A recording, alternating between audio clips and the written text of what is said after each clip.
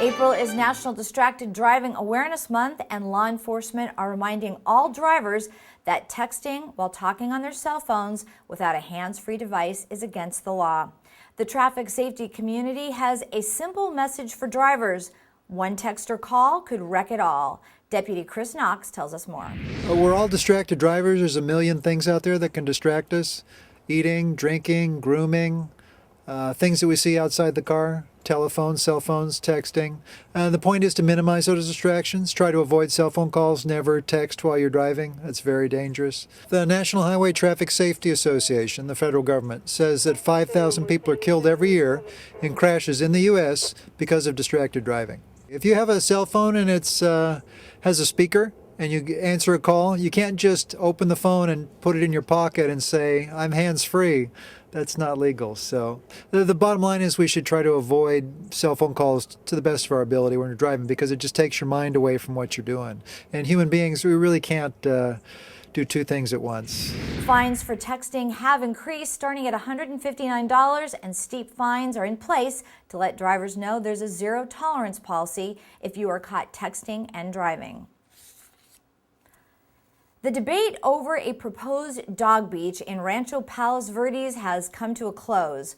Many residents voiced their opinion both for and against the idea of making the sandy beach located just below Trump National Golf Course available to off-leash dogs. The City Council decided not to move forward with the pilot program, but to maintain the city's existing ordinance that prohibits dogs on the beach and in the ocean. The primary reasons for the council's decisions were concerns over environmental degradation of the beach and the tide pools, limited on-site parking, and potential conflicts between off-leash dogs and other recreational uses at the beach. Dogs are welcome on leash on all public trails within the Trump National Development.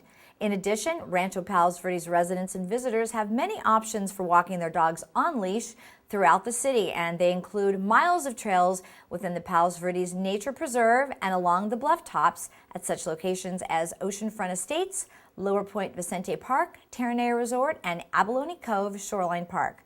The City Council, along with 3 other Peninsula cities, are also actively encouraging the Los Angeles Board of County Supervisors to provide an off-leash dog park at the former Palos Verdes landfill site. And after 9 months of performing as acting captain of the Lomita Sheriff's Department, Lieutenant Blaine Bolin was named captain on April 1st.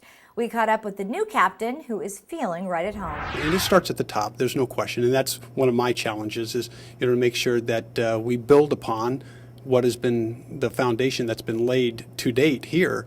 And the legacy of those prior captains has been tremendous, and they've fostered an environment here where there's teamwork, there's camaraderie, as you say, and there's an excitement to come to work.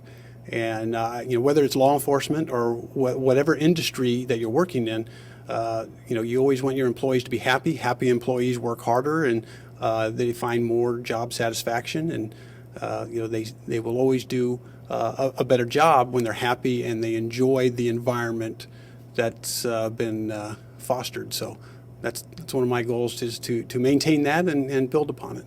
I like to believe I had an advantage just because I was familiar with the cities, as you say, and I think there's something to be said for continuity. For sure. I was familiar with the station personnel. I know all of the deputies, sergeants, and lieutenants here. I know their families. I've worked with them. I know their strengths. I know how to motivate them, and also with the communities. I'm familiar with each city manager. I've been before each city council.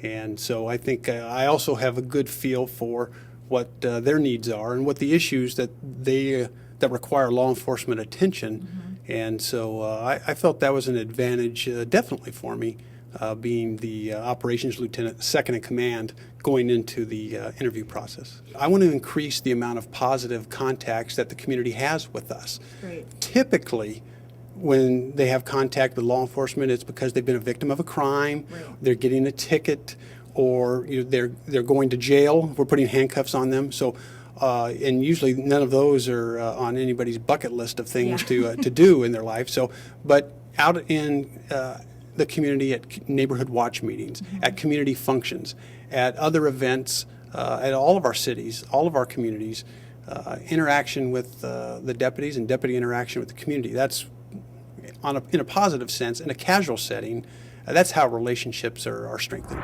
And we wish the new captain a lot of luck. And when we come back, a new building for Peninsula High finally opens. And are the Yankees playing in Palos Verdes? Stay tuned.